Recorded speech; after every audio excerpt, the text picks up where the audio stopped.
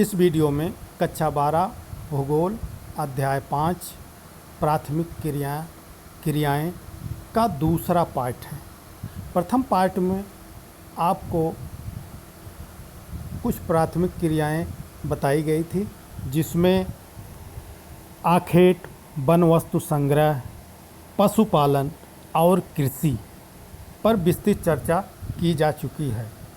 आइए हम अन्य प्राथमिक क्रियाओं पर प्रकाश डालते हैं या अध्ययन करते हैं।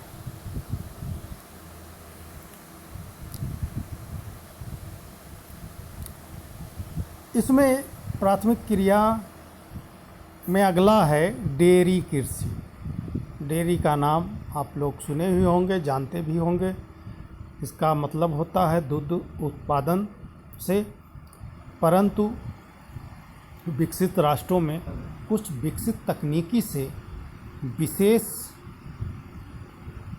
कृषि की जाती है पशुपालन की, जिसे डेयरी व्यवसाय या डेयरी कृषि कहा जाता है।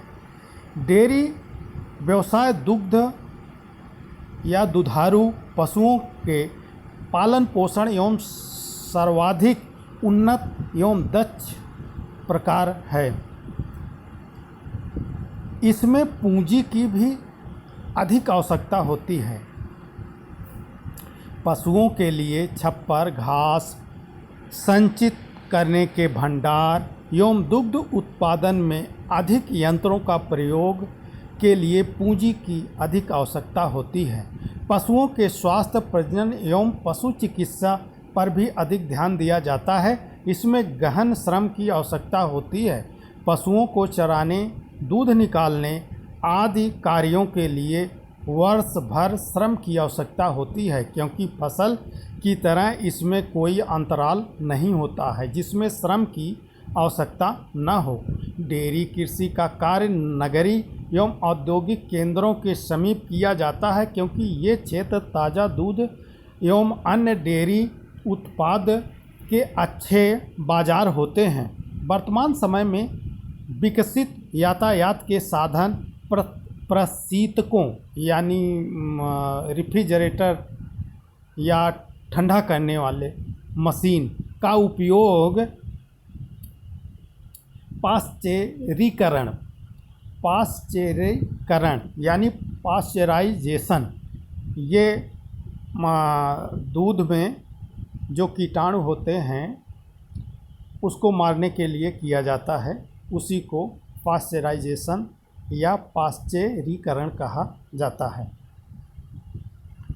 तो इस पाश्चरीकरण या पाश्चराइजेशन की सुविधा के कारण विभिन्न डेयरी उत्पादों को अधिक समय तक सुरक्षित रखा जा सकता है। वाणिज्य डेयरी कृषि 3 प्रमुख क्षेत्र हैं। वाणिज्य डेयरी कृषि के 3 प्रमुख क्षेत्र हैं। सबसे बड़ा प्रदेश उत्तरी पश्चिमी यूरोप क्षेत्र है। ये डेनमार्क का नाम आप सुने होंगे। वो उत्तरी पश्चिमी क्षेत्र में दुग्ध का विश्व प्रसिद्ध क्षेत्र है। दूसरा कनाडा उत्तरी अमेरिका के उत्तरी भाग में स्थित है। तीसरा न्यूजीलैंड, दक्षिण पूर्व ऑस्ट्रेलिया एवं तस्मानिया है। ये ऑस्ट्रेलिया द्वीप के आसपास के क्षेत्र हैं। इन क्षेत्रों में डेयरी कृषि की जाती है। अब आता है भूमध्य सागरीय कृषि। भूमध्य सागरीय कृषि यानी भूमध्य सागर के आसपास की कृषि जो वहाँ के जलवायु के अनुकूल होती है, उस कृषि को भूमध्य सागरीय कृषि कहते हैं, जिसमें खट्टे फल, जैतून आदि की प्रमुखता पाई जाती है। इस क्षेत्र की जो विशेषता है कि यहाँ ठंडी में वर्षा होती है, गर्मी प्रायः शुष्क होती है। तो इसके अनुसार वहाँ नींबू, संतरे, जैतून, चेरी आदि उगाए जाते हैं। अब देखते हैं कि भूमध्य सागरीय क्षेत्र कहाँ तक फैला है। अफ्रीका में ट्यूनीशिया से अटलांटिक तट तक फैला है। दक्षिण कैलिफोर्निया, मध्य चिली, दक्षिणी अफ्रीका का दक्षिणी पश्चिमी भाग एवं ऑस्ट्रेलिया के दक्षिण एवं दक्षिणी पश्चिमी भाग में है। खट्टे फलों की आपूर्ति करने में यह क्षेत्र महत्वपूर्ण है। अंगूर की कृषि भूमध्य सागरीय क्षेत्र की विशेषता है। इस क्षेत्र में कई क्षेत्रों में अच्छे किस्म के अंगूर से उच्च गुणवत्ता वाली मदिरा का उत्पादन किया जाता है। निम्न श्रेणी के अंगूरों को सुखा करके मुनक्का एवं किशमिश बनाई जाती है। अंजीर एवं जैतून भी यहाँ उत्पन्न होता है। शीत ऋतु में जब यूरोप एवं संयुक्त राज्य अमेरिका में फलों एवं सब्जियों की मांग होती है, तब इस क्षेत्र से पूर्ति की जाती है। बाजार के लिए सब्जी खेती एवं उद्यान कृषि, ये कृषि भी इम्पॉर्टेंट है, अक्सर परीक्षा में पूछे जाते हैं, तो इस पे विशेष ध्यान दीजिएगा। इस प्रकार की कृषि में अधिक मुद्रा मिलने वाली फसल जैसे सब्जियां, फल एवं पुष्प लगाए जाते हैं, जिसकी मांग नगरीय क्षेत्र में होती है। इस कृषि में खेतों का आकार छोटा होता है एवं खेत अच्छे यातायात साधनों के द्वारा नगरीय केंद्रों, जहां ऊंची आय वाले उपभोक्ता रहते हैं, इनमें गहन श्रम एवं अधिक पूंजी की आवश्यकता होती है। इसके अतिरिक्त सिंचाई, उर्वरक, अच्छी किस्म के बीज, कीटनाशक, हरित गृह एवं शीत क्षेत्रों में कृत्रिम ताप का भी इस कृषि में उपयोग किया जाता है। इस प्रकार की कृषि उत्तरी पश्चिमी यूरोप, संयुक्त राज्य अमेरिका के उत्तरी पूर्वी भाग एवं भूमध्य सागरीय प्रदेश में अधिक विकसित है, जहां औद्योगिक क्षेत्र में जनसंख्या घनत्व अधिक है। नीदरलैंड पुष्प उत्पादन में विशिष्टीकरण रखता है। यहाँ से बागवानी फसल विशेषतः ट्यूलिप एक प्रकार का फूल होता है, बड़ा बड़ा फूल होता है, अपने यहाँ कश्मीर में भी देखने को मिलता है या उद्यानों में भी देखने को मिलता है। बड़े बड़े दल वाले पुष्प होता है ये, और आप लोग देखे भी होंगे वो ट्यूलिप। पूरे यूरोप में प्रमुख शहरों में भेजा जाता है, यानी पूरे यूरोप में सप्लाई होती है नीदरलैंड से।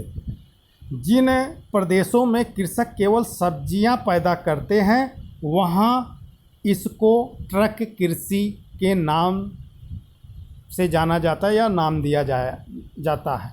ट्रक फार्म एवं बाजार के मध्य की दूरी जो एक ट्रक रात भर में तय करता है, उसी के आधार पर इसका नाम ट्रक कृषि रखा गया है। तो कभी कभी ट्रक फार्मिंग के नाम से भी इस कृषि को पूछ दिया जाता है कि ट्रक फार्मिंग से आप क्या समझते हैं। तो ट्रक फार्मिंग का मतलब होता है कि ऐसे फसलों का उत्पादन करना जो थोड़े ही समय में ख़राब हो जाते हैं, जिसको तुरंत सप्लाई करना बहुत आवश्यक है। उसमें सब्जियां और पुष्प आदि प्रमुख हैं। तो ट्रकों के माध्यम से खेतों से शहरों तक पहुंचाने, मतलब जिस नियत समय में, जितने में वो ख़राब नहीं होता, उसमें पहुंचाना आवश्यक होता है। इसलिए इसको ट्रक फार्मिंग या ट्रक फार्म या ट्रक कृषि कहा जाता है। या फिर आप इसको बाज़ार के लिए सब्जी खेती या उद्यान कृषि भी कह सकते हैं। तो ज़्यादातर इसको ट्रक फार्मिंग के ही नाम से जाना जाता है। पश्चिमी यूरोप एवं उत्तरी अमेरिका के औद्योगिक क्षेत्रों में उद्यान कृषि के अलावा कारखाना कृषि भी की जाती है। इसमें पशुधन पाला जाता है, जिसमें विशेषतः गाय, बैल एवं कुक्कुट होते हैं। कुक्कुट मतलब मुर्गी, मुर्गा, और यहाँ तो कुक्कुर लिखा हुआ है, तो ये कुक्कुट होगा। इन्हें बाड़े पर कारखाने में तैयार बनाए भोजन पर रखा जाता है एवं उनकी बीमारियों का भी ध्यान रखा जाता है। इसमें भवन निर्माण, यंत्र खरीदने, प्रकाश एवं ताप की व्यवस्था करने एवं पशु चिकित्सक के लिए बहुत अधिक धन की आवश्यकता होती है। अच्छी नस्ल का चुनाव और प्रजनन की वैज्ञानिक विधियों कुक्कुट एवं पशुपालन के महत्वपूर्ण लक्षण हैं। यहाँ भी कुक्कुर लिखा हुआ है, तो ये कुक्कुट है। कुक्कुट यानी मुर्गा पालन। कृषि करने वाले संगठन के आधार पर भी कृषि के प्रकारों का वर्गीकरण किया जा सकता है। कृषि संगठन कृषक का खेतों पर अपने अधिकार एवं उस पर सरकारी नीतियाँ जो कि कृषि में सहायक होती हैं से प्रभावित होता है। देखिए, अब इसमें दो कृषियाँ हैं जिसको ध्यान से आपको पढ़ना है। ये भी प्रश्न परीक्षा में आते हैं, जिसमें से पहला है सहकारी कृषि। जब कृषकों का एक समूह अपनी कृषि से अधिक लाभ कमाने के लिए स्वेच्छा से एक सहकारी संस्था बना करके कृषि कार्य संपन्न करें, उसे सहकारी कृषि कहते हैं। ध्यान रखिए कि इसमें कृषक का एक समूह होता है जो एक सहकारी संस्था बनाते हैं और उसके माध्यम से कृषि करते हैं अधिक लाभ कमाने के लिए। इसमें व्यक्तिगत फार्म अक्षुण्ण रहते हुए सहकारी रूप में कृषि की जाती है। इसका मतलब है कि खेत तो जिनके जिनके हैं उनके रहते ही, उसमें कोई बदलाव, लेकिन कृषि जो है वो एक सहकारी संस्था बनाकर सभी किसान लोग मिलकर करते हैं। सहकारी संस्था कृषकों को सभी रूप से सहायता करती है। यह सहायता कृषि कार्य में आने वाली सभी चीज़ों की खरीद करने, कृषि उत्पाद को उचित मूल्य पर बेचने एवं सस्ती दर पर प्रसंस्कृत साधनों को जुटाने के लिए होती है। सहकारी आंदोलन एक शताब्दी पूर्व प्रारंभ हुआ था एवं पश्चिमी यूरोप के डेनमार्क, नीदरलैंड, बेल्जियम, स्वीडन एवं इटली में यह सफलतापूर्वक चला। सबसे अधिक सफलता इसे डेनमार्क में मिली, जहां प्रत्येक कृषक इसका सदस्य है। डेनमार्क में यह आंदोलन सर्वाधिक सफल रहा, जहां व्यवहारिक रूप से प्रत्येक कृषक इस आंदोलन का सदस्य था। ये रहा आपका सहकारी कृषि। अब दूसरा जो आता है वो है सामूहिक कृषि।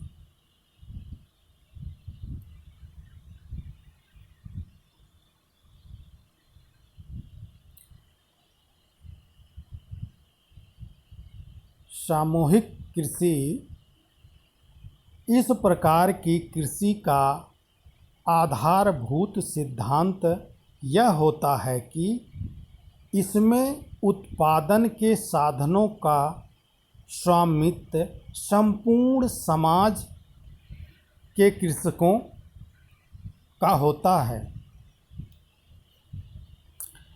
इसमें स्वामित्व किसी एक का न होकर के संपूर्ण समाज का होता है। और पूरा समाज मिल करके उस क्षेत्र पर कृषि करता है। तो इस तरह सामूहिक रूप से की गई कृषि सामूहिक कृषि कहलाती है। अब कृषि के अलावा जो प्राथमिक क्रियाएं हैं उसमें खनन भी आता है। खनन का मतलब होता है जो धरातल की खुदाई करके अंदर से जो भी चीज़ें निकाली जाती हैं वो उसे खनिज कहा जाता है और इस कार्य को खनन कार्य कहा जाता है और ये भी प्राथमिक कार्य में ही आता है। मानव विकास के इतिहास में खनिजों की खोज की कई अवस्थाएं देखी जा सकती हैं, जैसे ताम्र युग, कांस्य युग एवं लौह युग।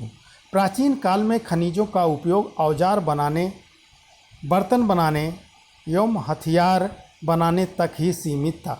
इसका वास्तविक विकास औद्योगिक क्रांति के पश्चात ही संभव हुआ एवं निरंतर इसका महत्व बढ़ता रहा। खनन कार्य को प्रभावित करने वाले कारक। खनन कार्य की लाभप्रदता दो बातों पर निर्भर करती है। नंबर 1, भौतिक कारक, जिसमें खनिज निक्षेपों के आकार, श्रेणी एवं उपस्थिति की अवस्था को सम्मिलित करते हैं। इसका मतलब है कि खनिज निक्षेप वहाँ कितना है और उसकी गुणवत्ता कितनी है और कितनी मात्रा में उपस्थित है, ये खनन कार्य को प्रभावित करता है। दूसरा जो बिंदु है आर्थिक कारक है, जिसमें खनिज की मांग, विद्यमान तकनीकी ज्ञान एवं उसका उपयोग और संरचना के विकास के लिए उपलब्ध पूंजी एवं यातायात एवं श्रम पर होने वाला व्यय है। कहने का मतलब अर्थव्यवस्था से है। दूसरा पॉइंट उसका है कि आर्थिक स्थिति भी खनन को प्रभावित करती है। अब आता है खनन की विधियाँ। उपस्थिति की अवस्था एवं अयस्क की प्रकृति के आधार पर खनन के दो प्रकार हैं, धरातली एवं भूमिगत खनन। धरातली खनन को विवृत खनन भी कहा जाता है।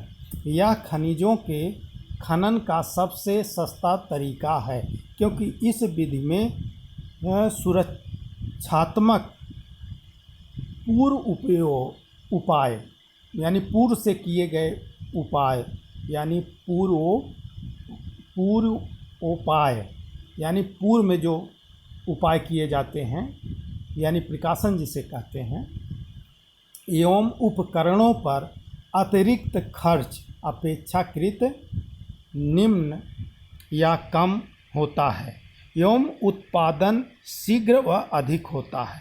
जब अयस्क धरातल के नीचे गहराई में होता है तब भूमिगत अथवा कूपकी खनन विधि का प्रयोग किया जाता है। इस विधि में लंबवत कूपक गहराई तक स्थित हैं, जहां से भूमिगत गैलरियां खनिजों तक पहुंचने के लिए फैली हैं।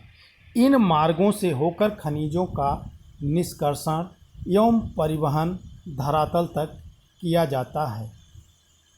खदान में कार्य करने वाले श्रमिकों तथा निकाले जाने वाले खनिजों के सुरक्षित एवं प्रभावी आवागमन हेतु इसमें विशेष प्रकार के लिफ्ट, बेधक,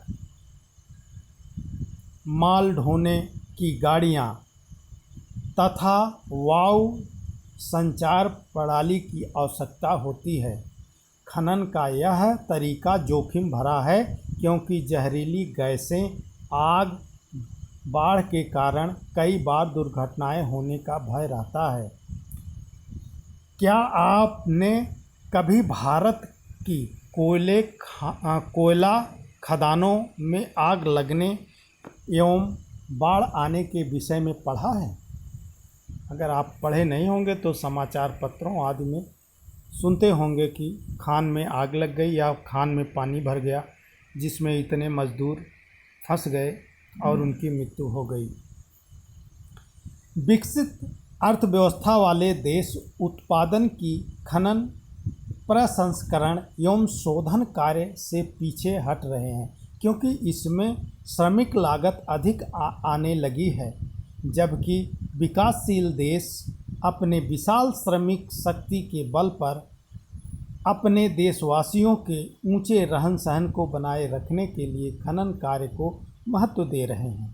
अफ्रीका के कई देश, दक्षिणी अमेरिका के कुछ देश एवं एशिया में आय के साधनों का 50% तक खनन कार्य से प्राप्त होता है। तो इस प्रकार हमने प्राथमिक क्रियाएं जितनी भी होती हैं सबका अध्ययन किया, जिसमें हमने अध्ययन किया आखेट, वन वस्तु संग्रह, पशुपालन, कृषि, डेयरी कृषि, ट्रक फार्मिंग, सहकारी कृषि, सामूहिक कृषि, और अंत में हमने अध्ययन किया खनन।